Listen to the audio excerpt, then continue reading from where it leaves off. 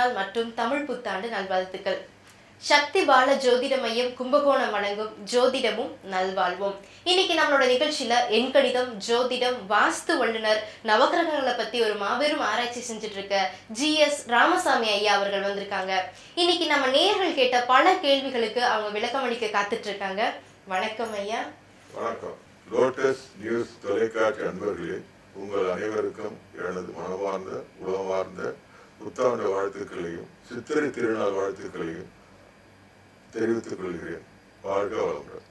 நம்மளோட நேயர்கள் ஐயா கிட்ட நிறைய கேள்விகள் கேட்டிருக்காங்க. அதெல்லாம் நம்ம கேட்கலாம். அதுக்கெல்லாம் ஒரு பதில் சொல்றதுக்காக காத்துட்டு இருக்காரு. கேளுங்கம்மா. ஐயா, முதலாவது ஓம்ங்கிற மந்திரம் அதிகமா இங்க எந்த மந்திரம் எடுத்துட்டாலும் ஓம்ங்கிறது அதிகமா சொல்லிட்டு இருக்காங்க. ஓம்னா என்னங்க அர்த்தம்? ஓம்ங்கிற மந்திரம் மந்திரங்களுக்கெல்லாம் உயிர் போன்றது. அந்த உயிரோட்டமான ஒரு நிகழ்வு இந்த ஓம் என்ற மந்திரத்தால் பிரணவ மந்திரம் என்று பெயர். நீங்களே புராணத்தில் கேட்டிருக்கலாம். பிரம்மாவுக்கு இந்த ஓம் என்ற மந்திரம் தெரியவில்லை என்று முருகப்பெருமான் அவரை குட்டி சிறையில் அடித்ததாக புராண கதைகள் சொல்கின்றன. அந்த ஓம் என்ற மந்திரமானது மும்மூர்த்திகளை குறிக்கும். ஓம் என்று நாம் உச்சரித்தால் அகர உகர மகாரம் ஆ உ மா இந்த மூன்று எழுத்துக்கள் சேர்ந்ததான் ஓம். இந்த மூன்று எழுத்துக்களும் வேதங்களில், இந்த மூன்று எழுத்துக்களில் தான் வேதங்கள் உண்டானது. அந்த மூன்று வேதங்கள் அது நான்காக விரிவடைந்தது. இந்த மூன்று எழுத்துக்கள் மும்மூர்த்திகளை குறிக்கும். அது ஆக்கல், காத்தல், அழித்தல். இந்த முத்தொழில்களை செய்யும் விஷ்ணு, சிவன், பிரம்மா இவர்களை குறிக்கும். மூன்று சக்திகளை குறிக்கும். மூன்று சக்திகளான பார்வதி, மகாலட்சுமி, சரஸ்வதி இவர்களையும் குறிக்கும். மூன்று சக்திகளையும் குறிக்கும். முக்குணங்களையும் குறிக்கும். முக்குணங்களும் சத்துவகுணம், ரஜஸ்குணம், தமஸ்குணம் மூன்று நிலைகளை குறிக்கும். அதாவது விழிப்பு, கனவு, தூக்கம். ஒவ்வொரு மனிதனும் விழித்திருக்கிறான், கனவு காண்கிறான், தூங்குகிறான். இந்த விழிப்பு, கனவு, தூக்கம் இதுதான் ஒரு மனிதனுக்கு முக்கியமானது. கனவு கண்டால் நாம் எதிர்காலத்தை பற்றி நாம் கனவு கண்டால் அதுக்கு ஆக்க சக்தியாக இருப்பது ஓம். மூன்று தேகங்கள். அந்த சூட்சும தேகம், ஒவ்வொருவருக்கும் ஒரு சூட்சும தேகம் உண்டு. ஸ்தூல உடம்புன்னா நம்ம உடம்பு ஸ்தூல உடம்பு. காரண தேகம்னு உண்டு. காரணம்னா நம்ம எந்த காரணத்துக்காக உடம்பு எடுத்திருக்கிறோமோ அந்த காரணங்களை செய்வதற்கு ஏற்ற ஒரு மனப்பக்குவத்தை அளிப்பது காரண தேகம். மூன்று காலங்கள் உண்டு. மூன்று காலங்கள்னா நடந்த காலம், நிகழ்காலம், எதிர்காலம். இந்த மூன்று காலங்கள் தான் மனிதனை நிர்ணயிக்கிறது, அவன் சக்தியை நிர்ணயிக்கிறது. மூன்று கண்டம், அதாவது அக்னி கண்டம், சூரிய கண்டம், சந்திரகண்டம் என்று பெயர். மூன்று கண்டங்கள். அதேமாரி மூன்று நாடிகள். நம்ம உடம்புல மூன்று நாடிகள் ஓடுகிறது. நாம் சுவாசிக்கும் போது வலது கை மூக்கில் ஓடுவது சூரிய நாடி, இடது மூக்கில் ஓடுவது சந்திர நாடி. இந்த நாடிகளுக்கு மையமாக ஓடுவது சூட்சும நாடி. மூன்று மார்க்கங்கள் உண்டு. ஒரு காரியங்கள் செய்து மூன்று மார்க்கம். அது சமய மார்க்கம், கௌள மார்க்கம், மிச்சர மார்க்கம் என்று பெயர். மூன்று கிரந்திகள் உண்டு. அதாவது கிரந்தின்னா குண்டலினி யோகம்னு ஒன்று இருக்கு. அந்த குண்டலினி யோகத்துல மூலாதாரம், சுவாதிஷ்டானம், மணிபூரகம், அநாகம், விசுத்தி என்று 6 சக்கரங்கள் உண்டு. அந்த அதை மூன்று பிரித்திருக்கிறார்கள். முதல் பிரம்ம கிரந்தி, இரண்டாவது விஷ்ணு கிரந்தி, மூன்றாவது ருத்ர கிரந்தி. இந்த மூன்று கிரந்திகள் ஒரு சக்கரங்களை குறிக்கும். இந்த சக்கரங்கள் நன்றாக இயங்கினால்தான் மனித வாழ்வு நன்றாக இருக்கும். அந்த சக்கரங்கள் இயங்குவதற்கு உயிரை அளிப்பது ஓம் என்ற பிரணவ மந்திரம்.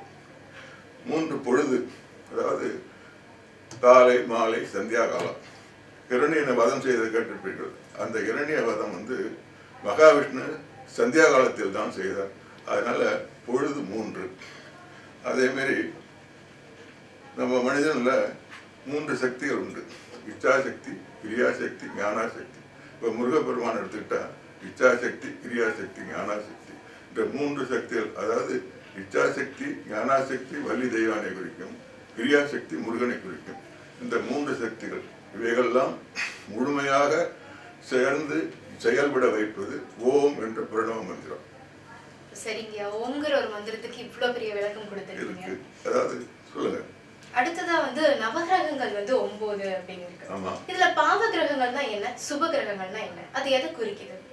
அதாவது நவகிரகங்கள் 9: சூரியன், சந்திரன், செவ்வாய், புதன், குரு, சுக்கிரன், சனி, அதோட ராகு, கேது. இந்த 9 கிரகங்கள் மனித வாழ்க்கையை ஆட்டி படைக்கின்றன.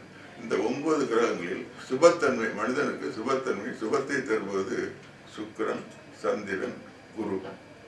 பாவங்களுக்கான பலனை கொடுப்பவை ராகு, கேது, சூரியன், இந்த கிரகங்கள். இந்த கிரகங்கள் வந்து மனித வாழ்க்கையிலிருந்து ராகு, கேது, சூரியன், இவைகளெல்லாம் சனி, இவையெல்லாம் பாவ கிரகங்கள் என்று பெயர். இந்த மனிதனை படைக்கும் பொழுது இவன் செய்த பாவ புண்ணியங்களுக்கு ஏற்ப இந்த கிரகங்கள் அமைகின்றன. இந்த பாவ புண்ணியங்களுக்கு ஏற்ப கிரகங்கள் அமைவதென்றால் பாவ பலனையும் கொடுக்க வேண்டும், மனிதனுக்கு சுப பலனையும் கொடுக்க வேண்டும். ஒரு மனித வாழ்க்கையில் சுப பலனை கொடுப்பதற்காக ஏற்பட்ட கிரகங்கள் குரு, சுக்கிரன், புதன், சந்திரன். அவனுக்கு செய்த பாவங்களுக்கு ஏற்ப தண்டனை கொடுக்கக்கூடிய கிரகங்கள், தண்டனை காரகன் என்று சொன்னால் சனியை சொல்லலாம். சனி, செவ்வாய், ராகு, கேது இவைகள்லாம் பாவ கிரகங்கள் என்று அழைக்கப்படுகிறது.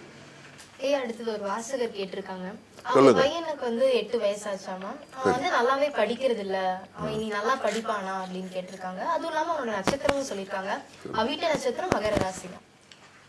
ஒரு பையனுக்கு படிப்பு சரியா வரலன்னு சொன்னா அதுக்கு காரணமான கிரகங்கள் என்னென்ன அமைஞ்சிருக்குன்னு நம்ம பார்க்கணும். அவங்க அவிட்ட நட்சத்திரம் அப்படின்னு சொல்லியிருக்காங்க.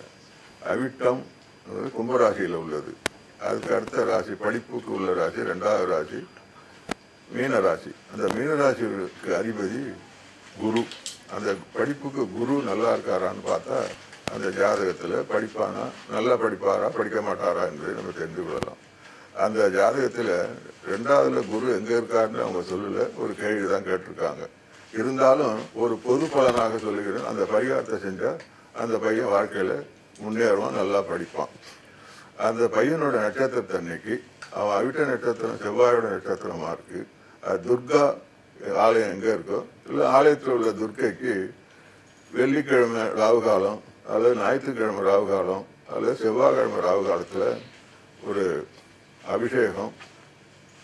அபிஷேகம் செய்து சிகப்பு புடையில் வெள்ளை புள்ளி போட்ட புடையை வாங்கி அணிவித்து தயிர் சாதம் நிவேதனம் செய்து அந்த மக்களுக்கு கொடுக்க வேண்டும். அத்துடன் செவ்வாய்க்காக அவனுக்கு வயது எத்தனை வயது ஆகிறதோ அத்தனை நல்லெண்ணெய் தீமை ஏற்ற வேண்டும்.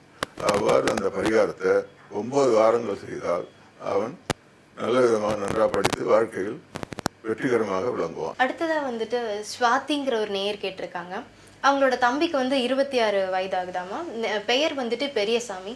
அவர் வந்து சுய சிந்தனை இல்லாம இருக்காரு, எந்த வேலையுமே சரியா செய்யறதில்ல, அவர் தொடங்குற எல்லா வேலையும் வந்துட்டு தோல்வியில தான் முடியுது, எதையுமே உருப்படியா செய்ய மாட்டேங்கிறாரு, அதுக்கு ஏதாவது பரிகாரம் இருக்கா, இல்ல என்ன செய்யலாம் அப்படின்னு உங்ககிட்ட கேக்குறாங்க. இப்ப ஜாதகத்துல பார்த்தோம்னா மனோகாரகன் இருக்கு, அதாவது மனசு, மூளை இதெல்லாம் கண்ட்ரோல் பண்ற கிரகம் வந்து சந்திரன். நர்வஸை கண்ட்ரோல் பண்ற கிரகம் வந்து புதன். இந்த 2 கிரகங்களும் நல்லா இல்லைன்னு சொன்னால் ஒருத்தருக்கு வந்து மனசு வந்து சரியாக இருக்காது, மூளையோட இயக்கம் வந்து சரியாக இருக்காது. அதனால் இந்த 2 கிரகங்களுக்கு நம்ம ஒரு பரிகாரம் செஞ்சோம்னா அது நல்ல பலனை கொடுக்கும்.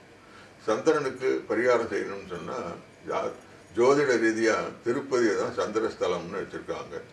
அதுக்கு அடுத்ததாக இப்போ திங்களூர் அப்படின்னு தஞ்சாவூர் மாவட்டத்தில் திங்களூர்னு ஒரு கோயில் இருக்குது, அதாவது சிவஸ்தலம் இருக்குது. அந்த சிவஸ்தலத்தில் இருக்கிற சந்திரனுக்கும் பரிகாரம் பண்ணலாம். இது 2க்கும் போக முடியாதவங்க உள்ளூரில் உள்ள சிவன் கோயில் இருக்கிற சந்திரனுக்கு செய்யலாம். இன்னொரு நவக்கிரகங்களை நீங்கள் ஒத்து கவனிச்சிங்கன்னா இந்த 9 நவக்கிரகங்களில் ஏதாவது ஒரு நவக்கிரகம் சில கோயிலில் உயரமாக இருக்கும். அப்படி உயரமாக இருக்குன்னு சொன்னால் அந்த நவக்கிரகத்தோட ஆட்சி, அதோட வீட்சண்யம் அதிகமாக இருக்குதுன்னு அர்த்தம். இப்போ திருடமதுர் கோயில் வந்து மகாலிங்க சுவாமி கோயில் இருக்குது. அதில் போய் நவக்கிரகங்களை பார்த்தீங்கன்னா அதில் சந்திரன் வந்து தனிப்பட்ட முறையில் உயரமாக இருக்கும். மீதி 9 நவக்கிரகங்களில் அந்த சந்திரன் மாத்திரம் உயரமாக இருக்கும். அப்படின்னு சொன்னால் அந்த சந்திரனுக்கு பரிகார ஸ்தலம் என்று அதை எடுத்துக்கொள்ளலாம். சில கோயிலில் பார்த்தீங்கன்னா சனி உயரமாக இருக்கும். இப்போ கும்பகோணம் அபிமுகேஸ்வர் கோயிலில் போய் பார்த்தீங்கன்னா நவக்கிரகங்களில் சனி வந்து ரொம்ப உயரமாக இருக்கும். அப்போ பரிகாரம் செய்கிறது அந்த சனிக்கு செஞ்சாலே செய்யலாம். இதேமாரி சென்னையில் பார்த்தீங்கன்னா சிவவிஷ்ணு ஆலயம்னு தாம்பரத்துக்கிட்ட இருக்குது. அங்கே போய் பார்த்தீங்கன்னா சூரியன் வந்து உயரமாக இருக்கும், நவக்கிரகங்கள் எல்லா நவக்கிரகங்களோட. அப்போ வந்து அந்த கோயிலில் வந்து சூரியனுக்கு பரிகாரம் செஞ்சால் அது எடுபடும்னு இருக்குது. இந்தமாரி நவகிரகங்களில் சந்திரனுக்கு பரிகாரம் செஞ்சால் இந்த மூளை கோளாறு நல்ல விதமாக ஆகும். அதோட புதனுக்கும் செய்யணும். புதனுக்கு செய்யணும்னா புதனுக்கு அதிபதி வந்து விஷ்ணு. அந்த விஷ்ணு கோயிலில் புதன்கிழமை அன்னைக்கு போய் ஒரு அர்ச்சனையோ ஒரு தீபம் ஏற்றுறதோ ஒரு 12 நெய் விளக்கு ஏற்றணும். 12 பிரதர்ஷனம் வந்தால் இந்த புதனுக்கு உண்டான பரிகாரமாகும். சந்திரனுக்கு பரிகாரமாக சொல்ல வேணும்னா சந்திரனுக்கு அதிதேவதை பார்வதி. அதோட சந்திரனுக்கும் செய்யலாம். நவக்கிரகங்களில் சந்திரன். அந்த சந்திரனுக்கு வெள்ளை வஸ்திரம் சாத்தி வெண்பொங்கல் படையலிட்டு அர்ச்சனை அபிஷேகம் செஞ்சு வந்தாக்கா இவருடைய மனசு சரியாகும். மூளையில் உள்ள ஒரு பிரச்சனைகள் தீரும். இது இந்த நேயர் வந்து செய்து வந்தால் அவருடைய பெரியசாமி அவருடைய சகோதரருக்கு நல்வினை உண்டாகும் என்று கூறுகிறேன். ஆக இவருக்கு வந்து சந்திரன் புதன் 2 பேருக்கு பரிகாரங்கள் செய்யணும். ஏனென்றால் 2 பேரும் தான் மூளையை கண்ட்ரோல் பண்றவங்க, நரம்பு மண்டலத்தை கண்ட்ரோல் பண்றவங்க.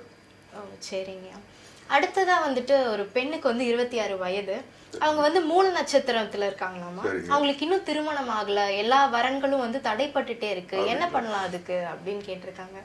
அதாவது நம்ம ஜனங்கள்கிட்ட அவங்களாவே ஜோசியம் பார்த்துக்கிறது, அவங்களாவே சில கருத்துக்களை மனசில் பதிய வச்சுக்கிறது. மூலம், கேட்டை, ஆயில்யம் இந்த நட்சத்திரங்கள்லாம் பெண்ணுக்கு இருந்தால் ஆகாது அப்படின்னு ஒரு தீர்மானத்துக்கு வந்துடுறாங்க. இந்த 3 நட்சத்திரங்களும் சில கெடுதலை செய்யும். எந்த நட்சத்திரமும் கெடுதல் செய்யாத நட்சத்திரமே கிடையாது. 27 நட்சத்திரத்தில் ஏதாவது ஒரு கெடுதல் ஏதாவது ஒரு நட்சத்திரம் மூலம் உண்டாகும். இந்த ஜனங்கள்லாம் மூலம், கேட்டை, ஆயில்யம் இதெல்லாம் கொஞ்சம் ரொம்ப கெடுதலான நட்சத்திரம்னு சொல்கிறாங்க. ஒரு நட்சத்திரத்தில் 4 பாதம் பிரிச்சிருக்கும். அந்த 4 பாதத்துக்கும் ஒரு பாதத்துக்கும் ஒரு பலன் உண்டு. பொதுவாக அந்த நட்சத்திரம் முழுக்களுமே தவறுன்னு சொல்ல முடியாது. இந்த ஆயில்யம், கேட்டை, மூலம் இந்த நட்சத்திரத்தெல்லாம் பார்த்தீங்கன்னா பிரம்ம ரிஷி என்ற ஜோதிட புத்தகத்தில் என்ன சொல்லியிருக்காங்கன்னா அந்த ஆயில்யம், கேட்டை, மூலம் இதை 3 10 பாகமாக பிரிக்கிறது. ஒரு 60 நாழி அந்த நட்சத்திரம் இருக்குன்னு சொன்னால் அது 10 பாகமாக பிரித்தா ஒன்றுக்கும் ஒரு 6 நாழிகை வரும். அந்த 6 நாழிகைக்கும் ஒவ்வொரு 6 நாழிகைக்கும் ஒரு பலன் உண்டு, ஒவ்வொரு பலன் உண்டு. இந்த பொன்னின் ஜாதகம் எந்த பகுதியில் வருகிறது என்று பார்த்து ஒவ்வொரு அதுக்குண்டான பலன்களை பார்க்கும் பொழுது ஏதோ 2 பகுதியில் தான் அது கெடுதலான பலன் வரும். மீதி பகுதியில் வந்து இதெல்லாம் நல்ல பலனாகவே வரும்.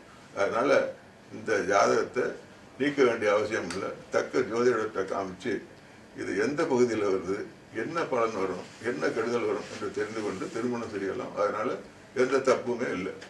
அதுக்கான பரிகாரம் செஞ்சுட்டு அதை நிவர்த்தி பண்ணிடலாம். அதாவது பரிகாரங்கிறது என்னன்னா எல்லாத்துக்கும் பரிகாரம் பண்ண முடியாது. இப்போ அந்த ஜாதகத்திலேயே அதுக்கு பரிகாரம் இருக்கும்.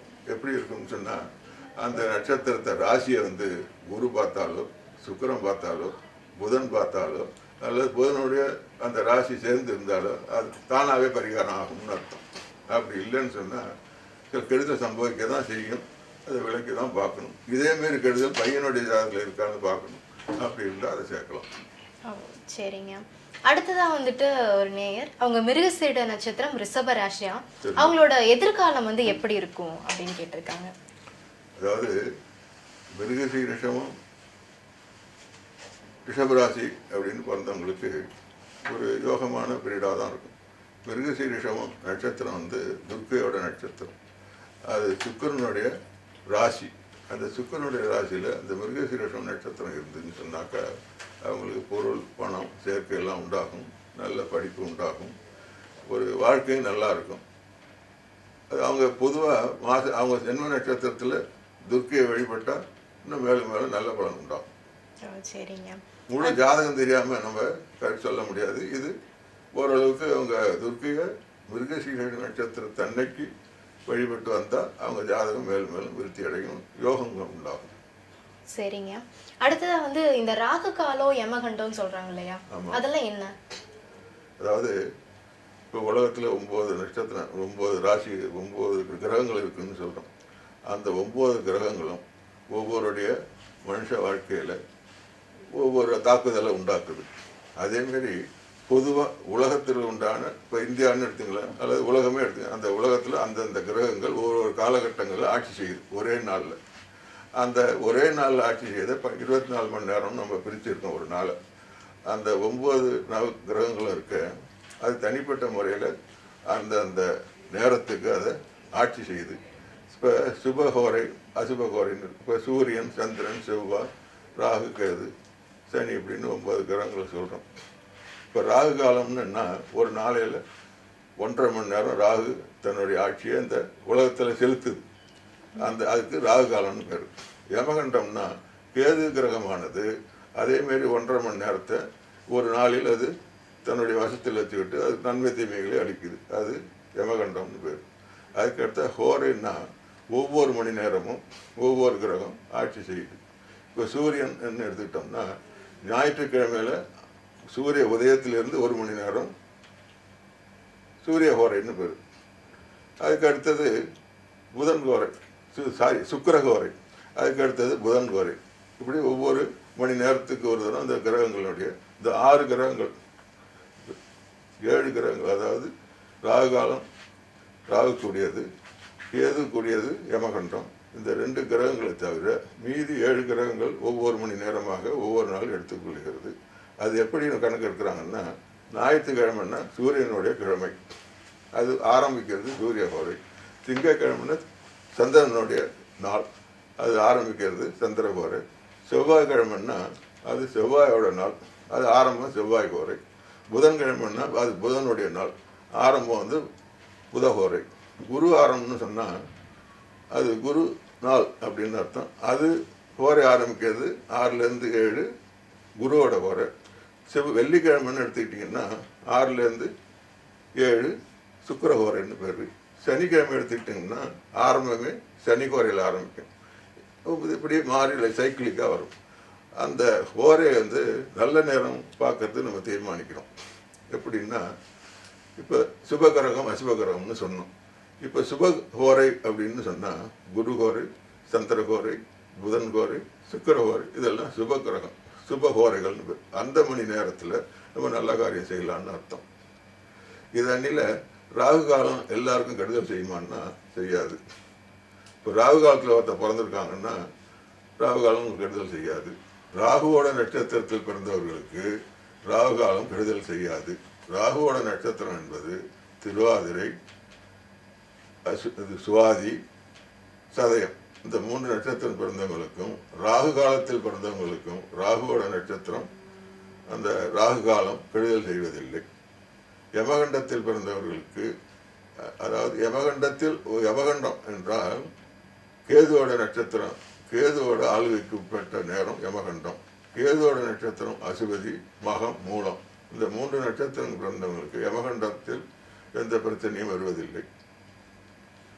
அடுத்ததாக இப்போ யமகண்டம், ராகு காலம், ஹோரை இதெல்லாம் பார்க்குறோம்னா பொதுவாக பஞ்சாங்கத்தில் ஒரு குறிப்பிட்ட நேரத்தை போட்டிருப்பாங்க. 6லேருந்து 7, 8லேருந்து 9. ராகு காலம்னா ஞாயிற்று 4:30லேருந்து 6. இது எல்லா நாளும் இது சரியல்ல. இது எப்படி என்றால் சூரிய உதயத்துக்கு தக்கபடி தான் இப்போ ராகு காலம் யமகண்டத்தோட நேரத்தை நிர்ணயம் பண்ணுறோம். இப்போ பங்குனி மாதம் 1ஆம் தேதி எடுத்துட்டோம்னா சூரிய உதயம் 6:25. இப்போ பஞ்சாங்கத்தில் பார்த்தோம்னா சூரிய உதயம் என்னைக்கு இந்த கிழமையை போட்டு இந்த தேதியை போட்டிருப்போம். சித்திரை மாதம் 1ஆம் தேதி, 2ஆம் தேதி, 3ஆம் தேதி, அதுமாரி போட்டு இந்த வருஷம் முடிச்சிடும் தேதியை போட்டிருப்போம். அந்த தேதியில் பார்த்தோம். அதேமாரி ஹிந்து பேப்பரில் போட்டிருப்போம், அது சில தமிழ் பேப்பர்லேயும் போட்டிருப்போம். இன்றைக்கு சூரிய உதயம் 6:20, சூரிய அஸ்தமானம் 5:50 அப்படின்னு போட்டிருப்போம். இந்த ராகுகாலம் யமகண்டம் நம்ம தீர்மானிக்கும் பொழுது சூரிய உதயம் 6 மணி இல்லாமல் 6:20ன்னு சொன்னால், இப்போ ராகுகாலம் செவ்வாய்க்கிழமையில 3லேருந்து 4:30ன்னு சொன்னால் கரெக்டாக 3லேருந்து 4:30 கிடையாது.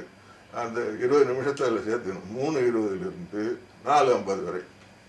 அதேமாரி யமகண்டம் பார்த்தோம்னா இந்த சூரிய உதயம் அன்னைக்கு என்னன்னு பார்த்துக்கிட்டு நம்ம யமகண்டம் இப்போ வியாழக்கிழமை அன்னைக்கு காலையில் 6லேருந்து 7:30ன்னு போட்டிருப்போம். அப்போ என்ன செய்யணும்னா இப்போ சூரிய உதயம் என்ன ஆகுது? 6:15, 6:20 அப்படி 6:20லேருந்து 7:50 இப்படி தான் நம்ம தினசரி கணக்கிடணும். இதுதான் சரியான முறை. அடுத்ததுமா சரிங்க. அடுத்தது இந்த சர்ப்பதோஷம் சொல்லிட்டு இருப்பாங்க. நிறைய பேருக்கு இதனால கல்யாணம் ஆகுறது இல்ல, சர்ப்பதோஷம் இருக்கு பொண்ணுக்கு, அதனால கல்யாணம் நடக்கல அப்படின்னு சொல்லுவாங்க. சர்ப்பதோஷம்னா என்னங்க? இப்போ நவகிரகங்கள் 9 சொன்னோம். அதில் 2 வந்து சாயா கிரகம். சாயா கிரகம்னா நிழல் கிரகம்னு பேர். நிழல்னா என்ன? இப்போ நம்ம போகிறோம், நிழல் விடுது. இப்போ ஒரு பொருள் இப்போ கீழே இருக்குது, அது மேலே ஒரு நிழல் பட்டால் அந்த பொருள் வந்து துல்லியமாக நமக்கு தெரிவதில்லை, அதை மறைக்குது. இப்போ நவகிரகங்களில் 9ல் 7 கிரகங்களை தவிர ராகுக்கு வந்து சாயா கிரகம். இந்த சூரியன் சந்திரன் இந்த மாரி சனி இதனுடைய சுழற்சியினால ஒரு நிழல் உண்டாகும். அந்த நிழல் வந்து ஒரு கிரகத்து மேலே பட்டதுன்னு வச்சுங்க, அதில் இருந்து ஒளியானது, அதிலிருந்து வரும் ஒளிக்கற்றைகள் வந்து தடுக்கப்படுகிறது. இப்போ சூரியன் உதிக்கும் போது மேகம் உண்டாகுன்னு வச்சுங்க, இந்த சூரியனோட முழு ஒளியும் நமக்கு தெரிவதில்லை, சூரியனே மறைஞ்சு போகுது. அதேமாரி இந்த நிழல் வந்து இந்த கிரகங்கள் மேலே படுறதுனால இந்த 7 கிரகங்களிலும் உண்டான ஒரு முழு சுபத்தன்மை அசுபத்தன்மை நடப்பதில்லை. இதுதான் இந்த கிரகங்களுக்கு ஏற்படுற தோஷத்தை கால சர்ப்ப தோஷம்னு சொல்கிறோம். ஒரு ஜாதகத்தில் 9 நவகிரகங்களில் 7 நவகிரகங்களுக்கு இந்த ராகுகேதுக்கு உட்பட்டு இருந்தால் அது கால சர்ப்ப தோஷம்னு சொல்கிறோம். அப்படின்னா என்ன அர்த்தம்னா, இந்த 7 சுபக்கிரகங்களோ அசுபக்கிரகங்களோ முழு பலனை கொடுப்பதில்லை அந்த ஜாதகம் இருக்குது. அதனால அவர் சில கஷ்டங்கள் வரும். இப்போ திருமணம் அதனால ஏன் தடைப்பட்டு போகுதுன்னா, இப்போ வாழ்க்கை சரியாக அமையாது அப்படின்னு ஒரு தீர்மானம் பண்ணுறாங்க. கால சர்ப்ப தோஷத்தில் மாட்டிக்கிட்டா ராகு கேதுக்குனால தோஷம் வருது, இந்த ராகு தோஷம் கேது தோஷம் போகிறதுக்கு என்ன செய்யறது அப்படின்னு எல்லாருக்கும் ஒரு மனசில் ஒரு சஞ்சலம் உண்டாகும். அந்த சஞ்சலத்துக்கு நிவாரணம் என்ன செய்யணும்னா, இந்த ராகு கேதுகளுக்கு பிரீதி பண்ணணும். இப்போ ராகு கேதுகளுக்கு பொதுவான பிரீதி வந்து காளகஸ்தியில் செய்கிறாங்க, திருப்பாம்பரத்தில் செய்கிறாங்க, திருநாகேசத்தில் செய்கிறாங்க. இப்படி அந்த ஸ்தலங்களை போய் வழிபட்டு அதுக்கு எத்தி தீபம் ஏற்றுன்னு அந்த கோயிலே போட்டுப்பாங்க. அதை ஏற்றி வந்தால் சாபம் தீரும், அந்த தோஷம் தீரும். பொதுவாக ஒரு மனுஷனுடைய வாழ்க்கையில் 30 வருஷத்துக்கு ஒரு சனியோட சுற்றுதல் இருக்குது. ஒரு சனி வந்து ஒரு முறை சுற்றி வர 30 வருஷம் ஆகுது. அந்த சனி நல்லது கெட்டதை செய்கிறது 30 வருஷத்துக்கு ஒரு தடவை செய்வான்னு இருக்குது. அந்த ராகு கேதுகளுக்கும் சனிக்கும் ஒரு சம்பந்தம் உண்டு. அந்த சம்பந்தத்துக்கு அதுக்காக தான் என்ன சொல்கிறாங்கன்னா, 30 வருஷம் ஆகிட்டாக்கா அந்த தோஷம் பார்க்க வேண்டாம், 30 வருஷம் ஆகிட்டா தோஷம் பார்க்க வேண்டாம், திருமணம் செய்யலாம் அப்படின்னு ஒரு விதி இருக்கு. இதுதான் கால சர்ப்ப தோஷம். சரிங்க. இப்போ நீங்க சொன்னீங்க கிரகங்களுக்கு வந்து பரிகாரம் பண்ணலாம் அப்படின்னு சொன்னீங்க. விண்வெளியில எங்கேயோ இருக்கிற கிரகங்களுக்கு இங்க பரிகாரம் பண்ணும்போது அது நிவர்த்தி ஆகுமா அப்படின்னு கேட்குறீங்க. இப்போ விண்வெளியில இப்போ நவகிரகங்கள் 7 இருக்கு, அதோட சேர்த்து 2 இருக்குன்னு சொன்னோம். இப்போ விண்வெளியில் இருக்கிற நவகிரகங்களை நீங்க ஏன் கட்டம் போட்டு அதை பார்த்துக்கிட்டு உட்காந்துருக்கீங்க? அது எங்கேயோ இருக்கு, விண்வெளியிலன்னு இருக்க வேண்டியது தானே. அதோட தாக்கம் உங்களுக்கு இருக்குங்கிறது அது ஒரு நிதர்சனமான உண்மை. அதோட தாக்கம் அதோட கெடுதி நன்மை உங்களுக்கு உண்டாகுதுன்னு சொன்னாக்கா நீங்க அது இருக்குன்னு தானே நம்பணும். ஒரு ஹோமம் பண்றோம், அந்த ஹோமத்துல வந்து இப்ப மகாவிஷ்ணுக்கு ஒரு அர்க்கியம் கொடுக்கணும். அர்க்கியம் கொடுக்கணும்னா அக்னியே சுவாகா அப்படின்னு சொல்றோம். அக்னியே சுவாகா அப்படின்னு சொன்னா அக்னி அந்த நம்ம போடுற பொருளை, ஒரு சுண்டலோ ஒரு பூவோ ஒரு பழத்தையோ எடுத்துட்டு போய் மகாவிஷ்ணு சேரு அப்படின்னு நம்ம சொல்றோம். ஒரு புடவை ஒன்று போடுறோம், ஒரு புடவை போட்டாக்கா அந்த அம்பாளுக்கு வேண்டிட்டு போறோம்னு வச்சுக்க, அந்த புடவை போய் அம்பாள்கிட்ட போய் சேருன்னு சொல்றோம். இதே காஞ்சி பெரியவர் ஒருத்தர் சொல்லியிருக்காரு. என்ன சொல்லியிருக்காருன்னா, ஒரு ஹோமம் பண்ணாங்க, சங்கர மடத்துல ஹோமம் பண்ணாங்க.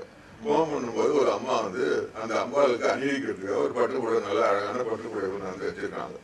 அங்கே உள்ள புரோகிதெல்லாம் என்ன பண்ணாங்க, அம்பாளுக்கு அக்னியே சுவாகா அப்படின்னு அதை போட்டுட்டாங்க ஹோமகுண்டத்தில். அந்த ஹோமகுண்டத்தில் போட்டால் அது எரிஞ்சு போச்சு. அந்த அம்மாவுக்கு மனசு ரொம்ப சங்கடமா இருந்ததும். சங்கடமா இருந்து சங்கராச்சாரியரை பார்த்தா, அந்த சங்கராச்சாரியர் உடனே அதை புரிஞ்சுக்கிட்டார். ஹோமத்துல உடைய போட்டுவிட்டானேன்னு தானே நீ வந்து வருத்தப்படுற, அம்பாளுக்கு அணிவிக்கணும் இல்லையா, சரி அப்படின்னு கொஞ்ச நேரம் கழிச்சு ஒரு புடவை எடுத்து கொடுத்தாராம். அது என்ன புடவை? அதே புடவை யார் அக்னியில போட்டாங்களோ அந்த புடவை ஒன்றாந்து திருப்பி கொடுத்து இப்போ அம்பாளுக்கு அணிவின்னு சொன்னாங்க. அப்படின்னா என்ன அர்த்தம்? அக்னியில போட்டது அந்த அம்பாளுக்கு போய் சேருது. அதனால அதே மாரி தான் அது ஒரு உதாரணம்.